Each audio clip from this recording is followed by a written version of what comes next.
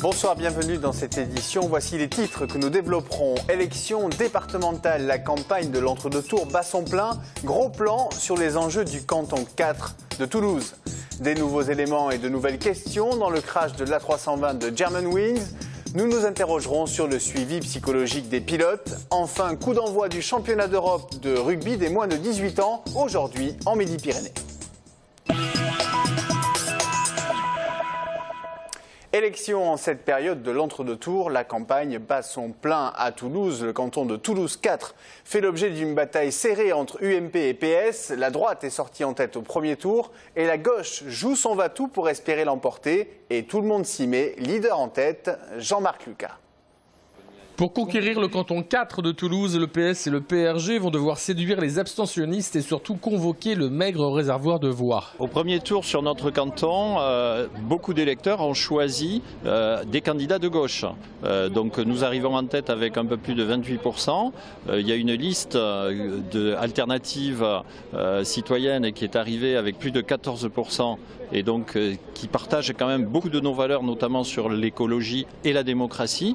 Et puis il y a une liste de gauche avec un candidat communiste qui est arrivé à près de 5%, avec qui aussi nous partageons beaucoup de valeurs comme la solidarité. Et aujourd'hui, le moment du rassemblement est venu, mais à la fois toutes les forces de gauche, républicaines, progressistes et écologistes.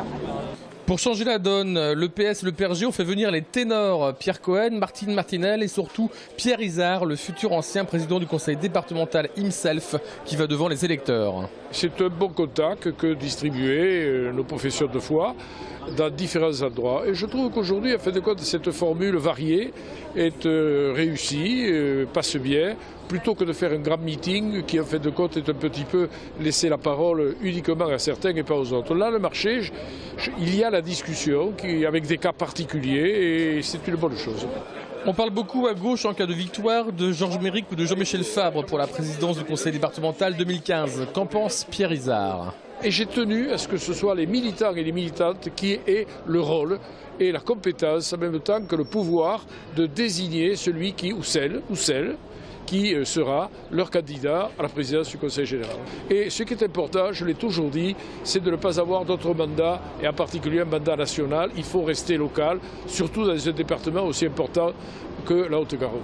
Si la gauche veut faire le grand chelem sur l'agglomération toulousaine, elle devra en plus du canton 4 gagner le canton 10. 2 jours après le crash de l'A320 de Germanwings dans les Alpes, on sait désormais que c'est le copilote qui a dirigé l'avion vers la montagne. Andreas Lubitz, 28 ans, aurait souffert de dépression en 2009. Quel est le suivi psychologique des pilotes? Élément de réponse avec Jérôme Bollock et Jean-Marc Lucas. On l'a appris aujourd'hui, au moment de l'impact, seul le copilote de l'avion se trouvait dans la cabine de pilotage, alors que le pilote essayait depuis plusieurs minutes de la réintégrer. Quelles étaient les intentions du copilote? Suicide, attentat? En tout état de cause, le suivi psychologique des pilotes est en question. Même si aujourd'hui, pour des raisons de coût, il est moins rigoureux qu'il y a quelques années, il reste d'une rigueur extrême et je pense que les pilotes de ligne sont la seule profession à être contrôlé de la sorte, à la fois sur le plan médical et sur le plan technique. Je ne connais pas d'autres professions qui soient soumises à un check médical aussi approfondi une fois par an et à des tests de performance technique 4 fois par an. Pour Philippe Raffin, la trop grande communication autour des enregistrements sonores est une mauvaise chose et à ce stade de l'enquête, il faut rester prudent. S'il existe des cockpit voice recorders et des data recorders et que ces outils existent, c'est seulement et uniquement pour favoriser les enquêtes. Et je voudrais souligner mon indignation par rapport aux fuites qui ont été soit organisées, soit provenant du BEA dans le cadre d'une enquête comme ça. Parce que ce type d'événement ne peut que nuire sur le long terme à la sécurité des vols. Et le pilote le rappelle, un accident est en général une série d'incidents qui s'enchaînent. En bref, ce fait divers qui s'est déroulé à Toulouse cette semaine. Mardi, une femme de 29 ans de religion musulmane a été agressée en pleine rue par un individu. L'agresseur a essayé d'arracher son voile avant de la rouer de coups et de la menacer d'un couteau. Enceinte de 8 mois, la victime a été hospitalisée à Ambroise-Paré. Ses jours et ceux du bébé ne sont pas en danger. Elle a déposé plainte, une agression raciste et islamophobe sur laquelle enquête la sûreté départementale. Et en bref, toujours une autre illustration du climat de tension qui règne autour des signes d'appartenance religieux. Un incident est survenu dimanche dernier dans le bureau de vote de l'école du Nord, situé boulevard d'Arcole à Toulouse. Un des délégués du bureau a demandé à Harold Avraham Veil, le rabbin de Toulouse, que vous voyez ici à l'image, de retirer sa kippa pour voter. Une demande déplacée puisque la loi ne prévoit pas l'interdiction des signes religieux dans les bureaux de vote, y compris au sein d'une école. Humilié et indigné, Harold Avraham Veil a porté plainte. Le délégué incriminé est membre du Parti communiste. Pierre Lacaze, le secrétaire départemental du PCF 31, est revenu sur ces faits. On l'écoute au micro de Jean-Marc Lucas. Pour moi, effectivement, les évêques, les curés ou d'autres, ou les policiers ou les militaires ne votent pas en uniforme. Donc, je ne connais pas bien la loi et je pense que c'est bien le rabbin a pu voter. Donc, de fait, il a pu voter, mais le coordinateur du bureau de vote a signifié aussi que pour lui, il fallait peu de signes ostentatoires dans un lieu républicain. Voilà, dans un moment de la République. Pour moi, il n'y a pas eu d'incident. D'ailleurs, j'avais eu Sacha Briand, qui est le responsable des élections, le dimanche ou le lundi sur ça, qui me rappelait simplement qu'il fallait avoir une interprétation de la loi et que pour lui il n'y avait pas plus d'incidents que ça. Ce mouvement de grève à Toulouse aujourd'hui, 5 centrales de taxi ont débrayé devant la gare Matabio et l'aéroport Toulouse-Blagnac. 450 chauffeurs se sont mobilisés pour demander l'interdiction d'UberPop, l'application qui met en relation chauffeurs non professionnels et particuliers. Ils dénoncent une concurrence déloyale. Pascal Solaire. L'application mobile UberPop, décrite comme du covoiturage par la société Uber qui l'a créée, est interdite en France depuis le 1er janvier. Aux yeux de la loi, la définition de covoiturage ne peut s'appliquer au service POP. Uber a fait appel de cette décision et a décidé de continuer ses activités. Début mars à Toulouse, la mairie et la préfecture se sont engagés à intensifier les contrôles de police sur les conducteurs particuliers travaillant pour l'application.